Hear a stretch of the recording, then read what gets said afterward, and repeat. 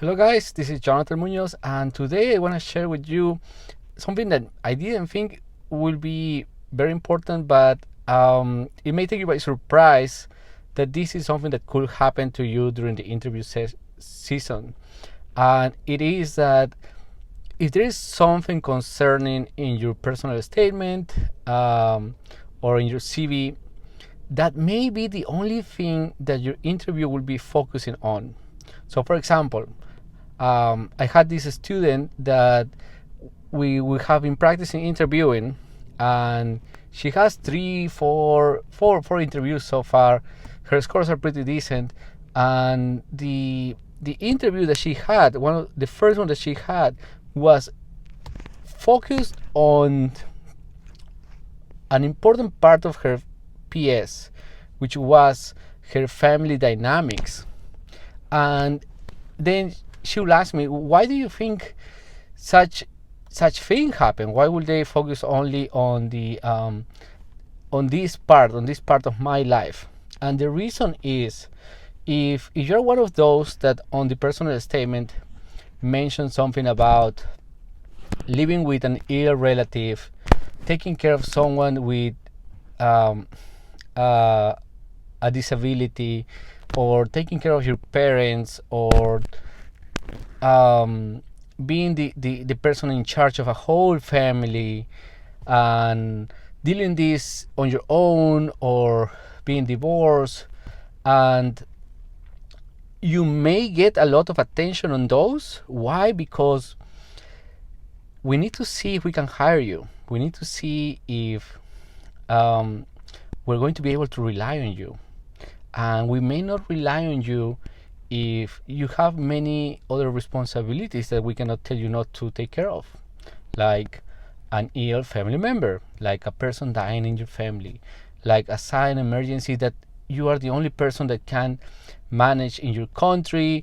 Or let's say you mention financial hardship and saying that uh, you couldn't fly from India to your interview in Texas because um, you're so limited on finances. Or on your personal statement you mentioned that for the last 5 years it was a struggle for you to be able to do your observerships, and at the same time trying to sustain yourself during this time because money was tight.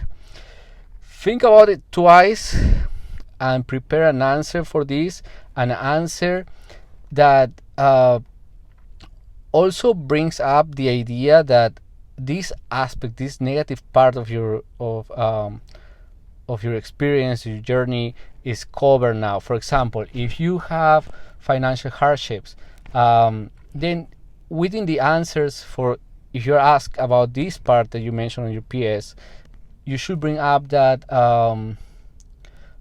finances is not a problem anymore, that you were able to secure money for the interview season, for what comes during the interview, for the possible trips. So with some planning and some savings, I'm able to go there and go complete my interviews, complete the process, because there is a process that needs money after the interviews. The legal part of getting your J1 visa needs some money from your side, not that much, but also needs you to be able to travel to United States. So if you mentioned that you had financial hardships, like some of the people I made personal statements for this year asked me to mention that that was one of the struggles that they went through and they overcame, then make sure you mention during this interview, if you're asked for, that through sacrifice and through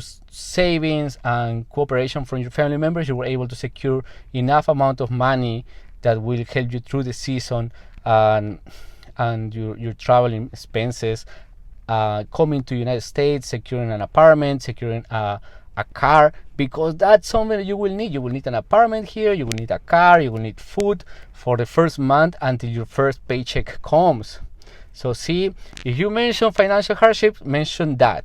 Now, if you mention that you currently live, I don't know, you left India, and now you currently live with your father that is, I don't know, has advanced liver cancer, and he was the reason why you started into medicine, and now he's the reason why you are so motivated, and you said that on your personal statement. Now get ready to say what's going to be the plan for your father. Like, what is that? Who's going to be taking care of him? What are the preparations? How are you guys facing you starting a new job that's going to take 24/7 for 3 years? So something that you could say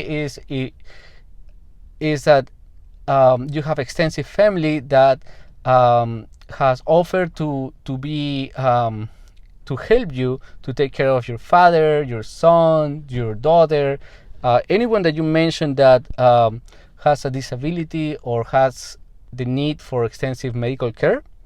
Or let's say you mentioned that back in you are the only son of your two parents that are back in Pakistan, and that will, for me, it will be as a program director, I will be thinking, oh, so this person may need to go to Pakistan very often, or this person may need to be involved on legal problems if the parents want to sell property, or they want to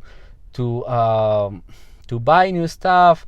This person will be the person that will inherit all these, and therefore they will need him there for signatures, funerals, and so they will try to investigate that from you. They will try to get that from you, that information. So hopefully the information that you bring gives a positive aspect of this. Maybe there are family friends that are involved in the care of your parents. Maybe you were able to pay for an in-home caretaker for your parents in Pakistan, and therefore you don't have to be very involved other than sending money from here to there. We understand in United States it's very difficult to pay for an in-home caretaker because that's super expensive here, but in India, in Peru, in Bolivia, it costs a fraction of what it costs here. So for me, it will be super easy to pay for an in-home caretaker for my parents. So that's something you could say, be ready to that, because for my student, one particular student that gave me light on this is the whole 20 minutes that her interview last was solely into that aspect of her life. And even if the questions weren't very direct, meaning that they didn't ask punctually, so what's your plan? What do you plan to do? How do you do this? They ask, so how is it to live with a person like this? What is your involvement? What do you do on a daily basis with your father? And so the way you will answer this will give me an idea on how much involvement you have and if I can rely on you, because residency takes a lot of energy. It needs you present, it needs you involved, it needs you committed, and that commitment will be the way we see if you are able to pass the test, the in-service exams, ultimately your board testing.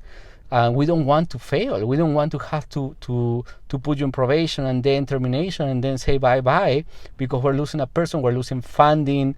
So see how important is this. So another aspect to practice in your one-to-one interview practices with your friends, or you are able to pay for an interview preparation during mock exams, ask the people that are preparing you to focus on one aspect that may be concerning in your personal statement. And we all have one aspect of those. So that's my advice for today. Good luck. And if you need more advice or more one-to-one preparation, let me know. I'm here to help. Thank you. Bye.